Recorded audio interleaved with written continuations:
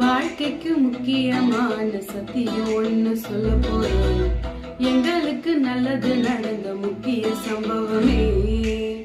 காதுக்கு இனிமையான பாட்டா தான் பாட போறேன்.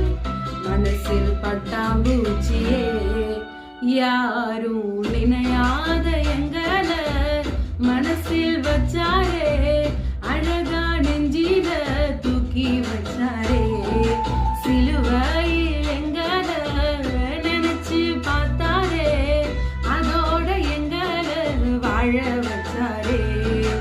எல்லாத்தையும் இழந்தும் இப்போ இழக்க ஒண்ணும் இல்ல. என்ன சந்தோஷம் இப்போ இயேசு எனக்குள்ள ஐய